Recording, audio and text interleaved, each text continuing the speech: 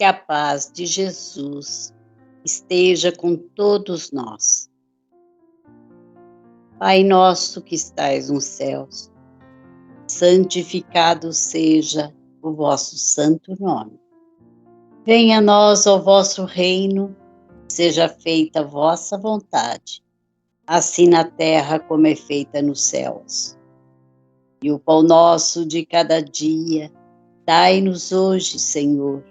Perdoa as nossas dívidas, assim como perdoamos aos nossos devedores. Não nos deixes cair em tentação, mas livrai-nos, Pai, de todo o mal. Que assim seja. Prece a Bezerra de Menezes. Nós te rogamos, Pai de infinita bondade e justiça, as bênçãos de Jesus Cristo, através do Espírito Bezerra de Menezes e sua legião de companheiros, que eles nos assistam, Senhor, consolando os aflitos, curando os que se tornem merecedores, confortando aqueles que têm provas e expiações por passar, esclarecendo aos que desejam obter conhecimento espiritual e assistindo a todos os que apelem para o teu infinito amor. Jesus, divino portador da graça e da verdade, estende tuas mãos dadivosas em socorro daqueles que te reconhecem como dispenseiro fiel e prudente. Seja o nosso divino modelo, através de tuas legiões consoladoras, de teus santos espíritos, a fim de que a fé se eleve, a esperança aumente, a bondade se expanda e o amor triunfe sobre todas as coisas. Bezerra de Menezes, apóstolo do bem e da paz, amigo dos humildes e dos enfermos, movimenta as tuas falanges amigas em benefício daqueles que sofrem males físicos ou espirituais. Bons espíritos, dignos obreiros do Senhor, derramai as virtudes e as curas sobre a humanidade sofredora, a fim de que as criaturas se tornem amigas da paz e do discernimento, da harmonia e do perdão, semeando pelo mundo os divinos exemplos de Jesus Cristo. Que assim seja. Que a paz do Senhor esteja conosco. A reflexão sobre o tema da humildade é desafiador para nós, porque é algo que não compreendemos direito. Alguns usos comuns sobre o termo da humildade. Por exemplo, na questão financeira, uma pessoa que é modesta e que vive com poucas posses materiais. Relacionado ao comportamento, também pode ser uma pessoa sem muitas ambições, despretensiosa. Quanto à posição, uma pessoa humilde é uma pessoa simples, que expressa ou que reflete sentimentos de submissão, de deferência a outras pessoas. Quanto à aparência, uma pessoa desprovida da vaidade. Quanto à atitude, uma pessoa que em seu comportamento, em suas atitudes no dia a dia, não age com arrogância ou com ostentação. Obviamente, essa é uma análise muito superficial sobre a humildade, mas é o que a grande maioria das pessoas tem como entendimento sobre o que é ser humilde. E diante desse entendimento, dos valores vigentes nos dias de hoje, dos objetivos e das pretensões que temos na vida, ser humilde é uma coisa que as pessoas talvez não queiram muito para elas. Porque as pessoas, no geral, querem ter uma vida prazerosa. Primeiramente, elas buscam a segurança, a estabilidade financeira, de relacionamentos, no trabalho, mas é da natureza humana nunca estar satisfeito com o que tem e sempre querer mais. Por outro lado, a percepção de melhora na vida, ela é sempre uma comparação, com a comparação com o que temos, com nós mesmos, ou, na maioria das vezes, com outras pessoas. E é aí que mora o perigo. A competição por melhores posições no trabalho, socialmente, na vida, faz com que tenhamos uma tendência de supervalorizarmos as nossas habilidades e os nossos conhecimentos, e diminuir a dos outros. Socialmente, queremos ser admirados e queridos pelas pessoas. A beleza exterior, as nossas conquistas, os lugares que visitamos, a comida que comemos, as coisas que fazemos, a forma de pensar, opiniões, tudo é compartilhado com o intuito de causarmos boa impressão. Nos dias de hoje, então, pelas redes sociais, a maioria das pessoas fica quase que o dia todo postando coisas a respeito de si. Mas, se as outras pessoas não possuem a grandeza de espírito de nos admirar, que então tenham inveja de nós. Não é assim que pensamos? Ou seja, ou as pessoas gostam de nós, ou que tenham inveja de nós. Ou seja, se não estão à nossa altura, que se doam de raiva por estarmos melhores do que elas. E assim passamos a viver nessa loucura no dia a dia, dependendo da opinião dos outros para nos sentirmos bem, dependendo das curtidas que recebemos, dos elogios e até das críticas, pois melhor é recebermos uma crítica do que nem sermos notados. Porém, isso tudo é uma ilusão, é como um narcótico que entorpece e nos tira do senso de realidade. Essas são preocupações que nos levam a um vazio sem importância e a labirintos perigosos, pois aniquilam a nossa capacidade de autocrítica, faz com que não enxerguemos o nosso comportamento perante os outros, nos cegando quanto à nossa inconveniência em determinadas situações.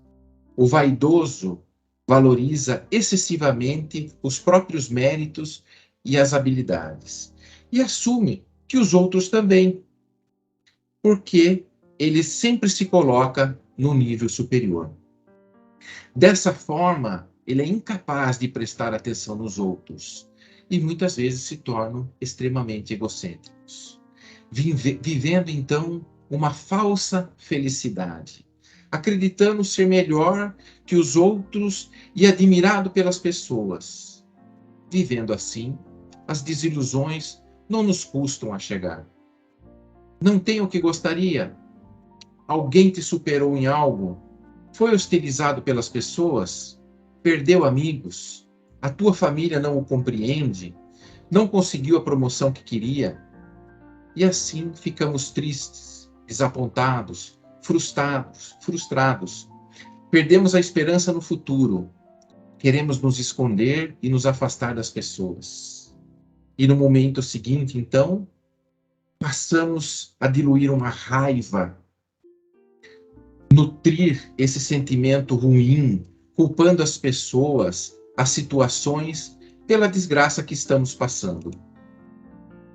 E nesse momento, duas coisas podem acontecer. A primeira, o momento ruim passa e esse ciclo se repete. E dessa forma, vamos nos atrasando em nosso processo evolutivo, vivendo e revivendo o processo de ilusão e sofrimento. E de tabela, vamos arrastando mais débitos a serem resgatados em vidas futuras. A segunda coisa é um processo de reflexão sobre a nossa vida, sobre o que está nos acontecendo. Que felicidade que queremos alcançar. Percebemos, então, quais comportamentos nos causaram sofrimento e também aos outros. Enxergamos quais pensamentos nos levaram a equívocos e que desencadearam em situações de sofrimento. Porém, para isso é necessário adquirirmos um pouco de humildade.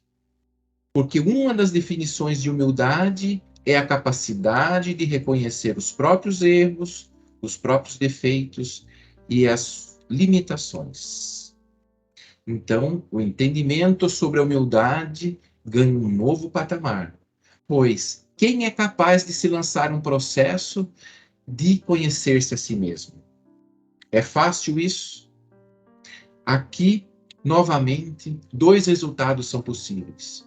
O primeiro, a pessoa se reconhece inferior e passa a viver num ostracismo, busca um isolamento, uma exclusão, não se dedica a mais nada, fica desanimada e deprimida, porque ela se deparou com a realidade. Mas essa é uma atitude de falsa modéstia, pois já que não pode ser o primeiro, já que não é admirado, decide não fazer mais nada e passa a chamar a atenção das outras pessoas por outra forma, se vitimizando. Mas uma transformação, um redirecionamento dos objetivos da vida através de valores recalibrados é possível. Uma busca pela felicidade que satisfaça também o espírito, querer aproveitar o presente sem a dependência da opinião dos outros, sem ansiosidade sobre o futuro, sem medos.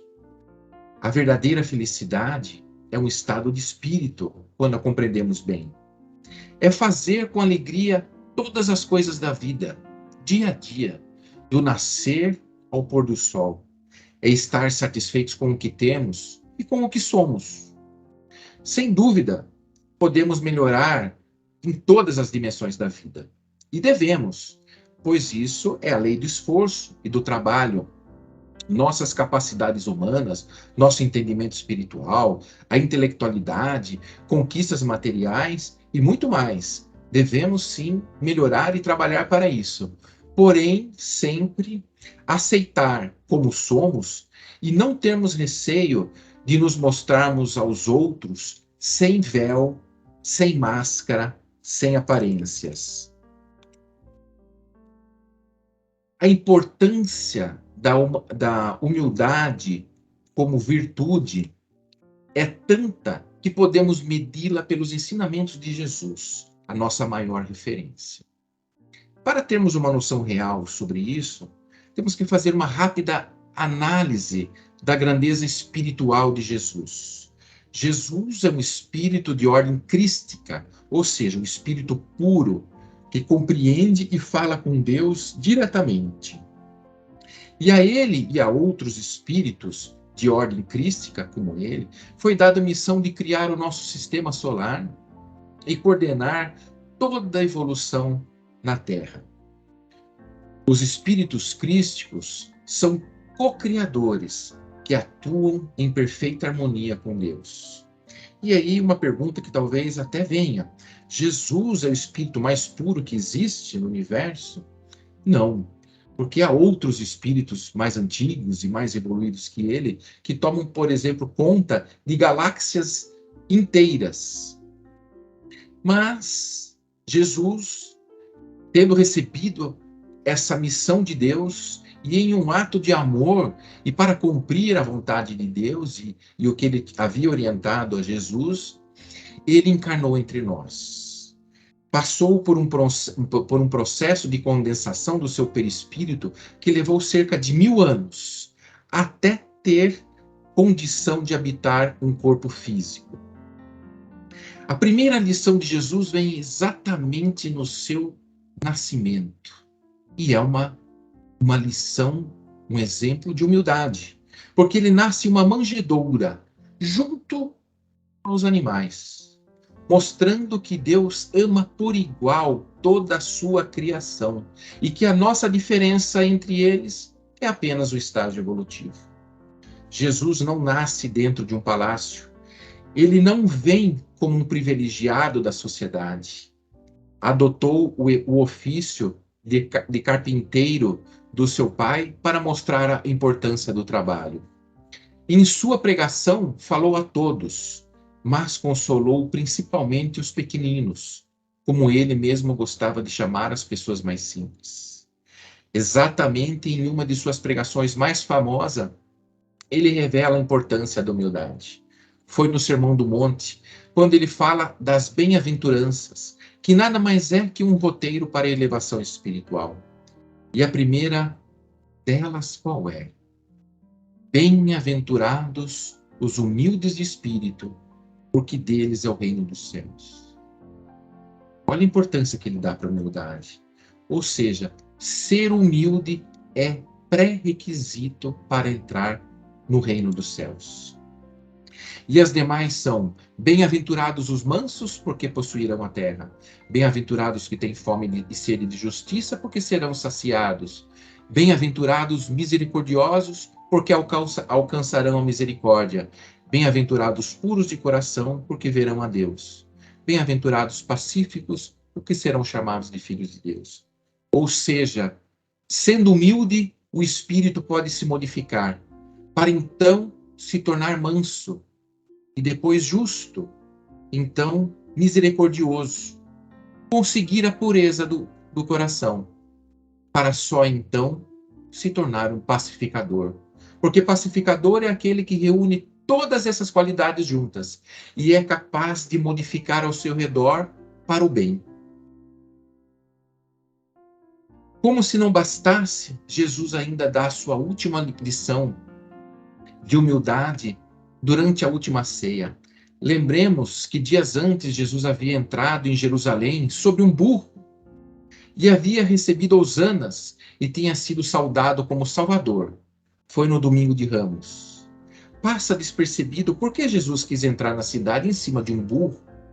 Ele disse que era para cumprir as Escrituras. Mas, na verdade, ali também estava uma lição. Pois, quando as pessoas jogavam os ramos de flores no chão, atiravam sobre ele, quem passava por cima daqueles ramos, quem pisava naqueles ramos, ou seja, quem pisava naquelas honrarias, era o burro, e não ele. E depois desse dia, os apóstolos ficaram eufóricos e achavam que Jesus anunciaria a revolução, que livraria os judeus da opressão e os restituiria o status de povo escolhido de Deus. Mas na cabeça dele, algum tipo de ascensão sobre outros povos. Quando Jesus, então, marca a reunião, que seria a última ceia, os discípulos pensavam que ele daria alguma instrução sobre aquela revolução que eles acreditavam que ocorreria.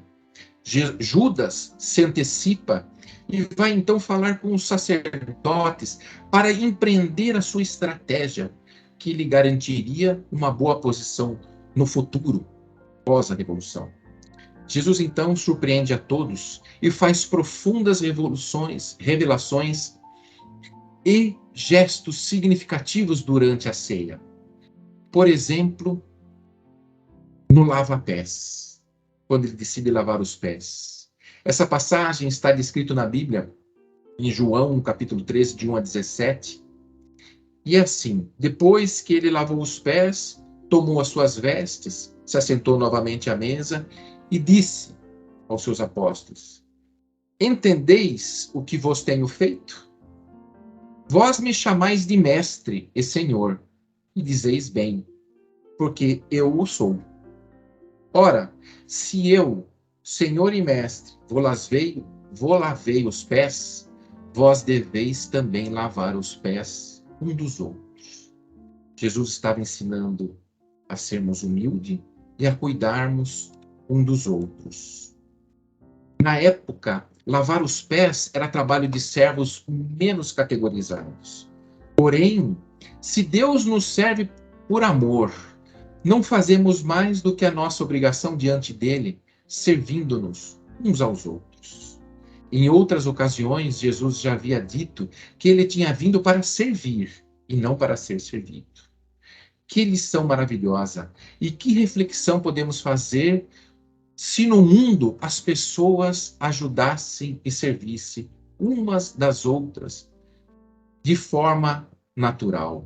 Que mundo diferente e bem melhor teríamos.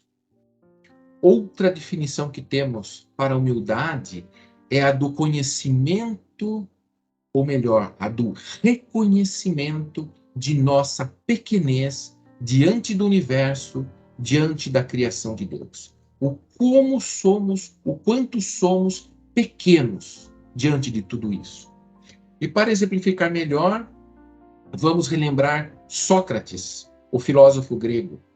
que certa vez o seu amigo Querofonte fez uma visita ao templo de Delfos, que era costume, uma tradição da sociedade daquela época, ir ao templo de Delfos e perguntar à sacerdotisa que recebia a mensagem dos deuses e transmitia aos mortais. E ele perguntou se havia no mundo alguém mais sábio que Sócrates. E a resposta do oráculo foi negativa. Não havia ninguém mais sábio que o Sócrates. Ao receber essa mensagem de Querofonte, quando regressou a Atenas, Sócrates questionou essa informação. Pois apesar de saber sobre muitas coisas, haviam muitas outras coisas que ele não sabia. E ele tinha noção disso. Ele tinha muitos questionamentos sobre a vida, sobre o universo e sobre muitas outras ciências que ele julgava que outras pessoas sabiam mais do que ele.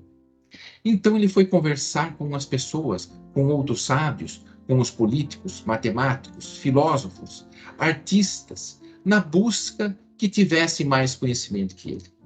E ele percebeu que essas pessoas tinham bastante conhecimento sobre a sua área de atuação, mas julgavam também serem sábios de outras questões da vida, quando na verdade eram repletas de preconceitos e esboçavam um falso saber.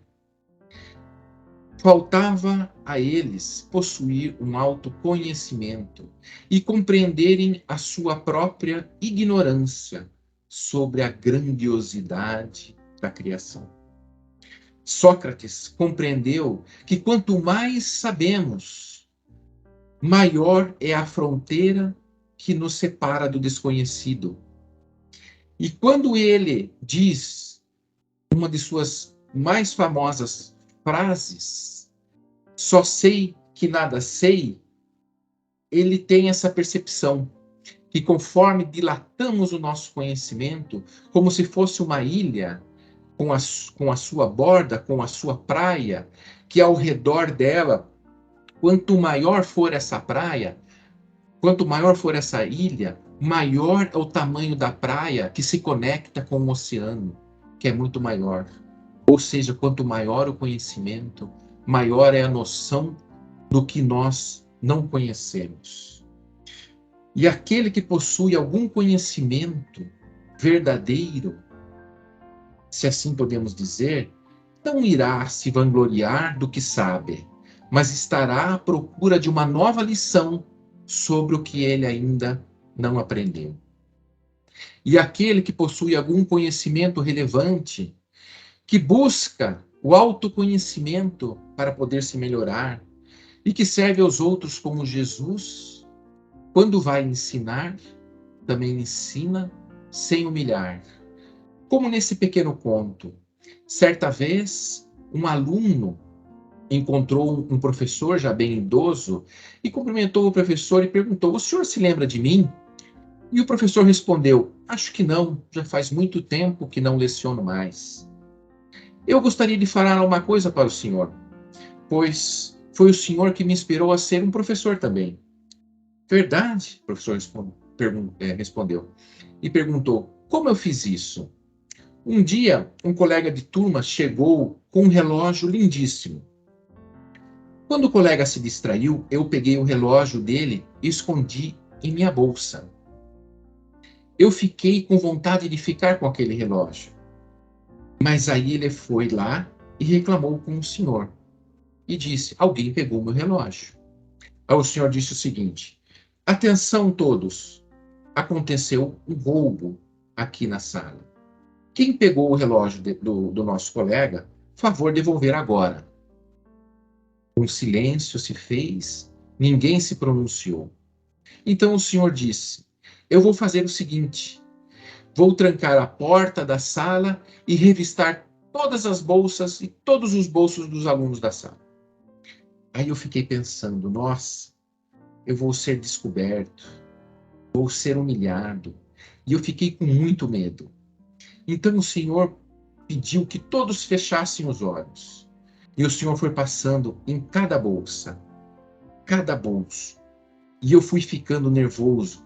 E quando vasculhou a minha bolsa, o senhor encontrou o relógio. Mas não falou nada e continuou procurando. Até que o Senhor mandou que todos abrissem os olhos e disse: encontrei o relógio. E o assunto se encerrou por ali. E eu me senti muito com aquilo que tinha acontecido. Foi uma lição maravilhosa para mim e decidi que nunca mais iria agir daquela maneira.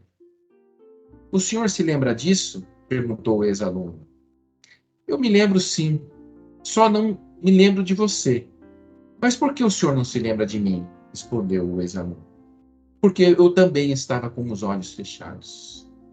E aquele rapaz que tinha aprendido uma lição, tinha se inspirado naquele velho professor, naquele dia aprendia uma nova lição, a de ensinar sem humilhar os outros. E a última definição que podemos trazer sobre humildade é a do desapego. Costumamos ver Francisco de Assis como símbolo do desapego. Como ele próprio dizia, ele havia casado com a pobreza. Mas, no final de sua vida, quando Francisco de Assis já se encontrava debilitado por causa de sua idade, ele também estava deprimido por causa dos rumos recentes que o movimento franciscano havia tomado. Jovens padres estavam introduzindo ideias novas e usando a própria pobreza para ostentar o valor e a importância do movimento. Ou seja, dar um ar de ostentação, que praticamente ia contra os princípios de Francisco de Assis e do próprio movimento em sua origem. Então, um certo dia, a sua irmã e muito amiga, sua irmã de igreja e muito amiga, Clara, foi visitá-lo e perguntou por que ele estava tão triste. Francisco de Assis, então, abriu o coração sobre a sua preocupação com o movimento franciscano que ele havia criado e o rumo que havia tomado. E Clara lhe disse: não acredito, Francisco, que seja por conta disso.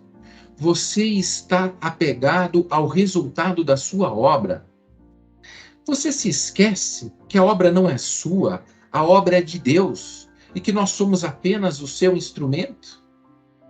E Francisco se pôs a pensar e refletiu e percebeu que ela estava certa. E voltou a ficar alegre novamente até o final dos seus dias. Então, o maior benefício de um trabalho não é o seu resultado. O maior benefício de uma obra não é o seu resultado, mas as mudanças que ela opera no próprio trabalhador. Os resultados, o que acontece na terra, fica na terra e perece, mas as conquistas da alma são eternas. E aí, uma curiosidade, porque a etimologia da origem da palavra humildade vem do grego e significa humus, que também significa terra. E a palavra terra também podemos ter associação com a fertilidade. Qualquer semente jogada em uma terra fértil dará boas árvores e darão também bons frutos. Então, meus amigos, meus irmãos, se o amor é o mais sublime dos sentimentos, a humildade é a mais sublime das virtudes. Muito obrigado, tenham todos uma boa noite.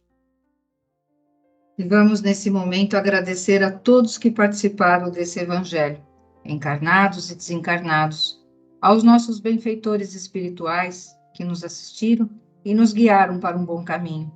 Que eles nos ajudem a pôr em prática os ensinamentos aqui aprendidos e, assim, nos sentirmos a cada dia mais fortalecidos na nossa transformação diária e possamos receber tudo aquilo que aqui viemos buscar, de acordo com o nosso merecimento, com a força de vontade e com a fé de cada um de nós. Elevemos os nossos pensamentos a Deus, a Jesus e a toda a espiritualidade e, com muita paz, vamos iniciar o momento do paz. Que a paz de Deus e de Jesus esteja com cada um de nós. Vamos, neste instante, elevar o nosso pensamento até o Divino Mestre Jesus. rogando a Ele que, através dos nossos mentores presentes, possamos receber um passe do mais alto, trazendo equilíbrio aos nossos chakras e centros de força. Rogamos que essa luz de Deus e de Jesus penetre em todos os cantos da nossa casa, fazendo uma limpeza, retirando, queimando, transmutando toda e qualquer negatividade. Que a luz de Deus e de Jesus envolva todos os nossos vizinhos, todo o nosso quarteirão, toda a nossa cidade, todo o nosso país e a todo o planeta Terra.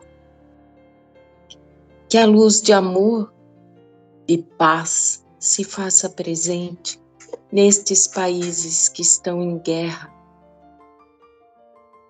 Que os homens entendam que só o amor é que realmente os fortalece. Que a luz de Deus e de Jesus toque o coração de nossos governantes, para que eles façam o melhor pelo seu povo. Que a luz de Deus e de Jesus ilumine a todos os orfanatos, clínicas de dependentes químicos, clínicas de repouso. Que a luz de Deus e de Jesus entre por todos os hospitais, auxiliando a todos que ali se encontrem, de acordo com a fé, o planejamento encarnatório e o merecimento de cada um. Pedimos às equipes de Dr. Bezerra de Menezes que possam ir até ao lar do Dr. Wagner e do Dr. José Augusto, auxiliando-os em sua cura. Que a luz de Deus e de Jesus entre por todos os lares onde esteja havendo conflitos e desavença, levando a paz, o amor e a união. Que a luz de Deus e de Jesus toque a todos os corações que se encontram em desespero, acalmando, equilibrando e amparando. Rogamos também, ó Pai, para que possamos ter uma boa noite de sono, tenhamos o nosso corpo físico reabastecido de energias salutares. Pedimos por um excelente final de semana e rogamos às equipes de Dr. Bezerra de Menezes que fluidifiquem nossas águas e por tudo que recebemos, agradecemos. Pai nosso que estais no céu, santificado seja o vosso nome. Venha a nós o vosso reino. Que seja feita a vossa vontade aqui na terra como no céu. E o pão nosso de cada dia dai-nos hoje. Perdoa, Senhor, as nossas dívidas, assim como perdoamos os nossos devedores. E não nos deixe cair em tentações, mas livrai-nos de todo o mal. Ave Maria, cheia de graça, o Senhor é convosco. Bendita sois vós entre as mulheres, bendito é o fruto do vosso ventre, Jesus. Santa Maria, Mãe, roga por nós, Mãe, hoje, amanhã e sempre. Que a paz de Jesus esteja com cada um de nós. Que tenhamos um excelente final de semana. Que possamos estar aqui reunidos na próxima sexta-feira. Em nome de Deus e em nome de Jesus. Que assim seja. Deus, nosso Pai, que sois todo poder e bondade, dai a força àquele que passa pela provação. Dai à luz aquele que procura a verdade, pondo no coração do homem a compaixão e a caridade. Deus, dai ao viajor a estrela guia, ao aflito a consolação, ao doente o repouso. Pai, dai ao culpado o arrependimento, ao espírito a verdade, à criança o guia, ao órfão o pai.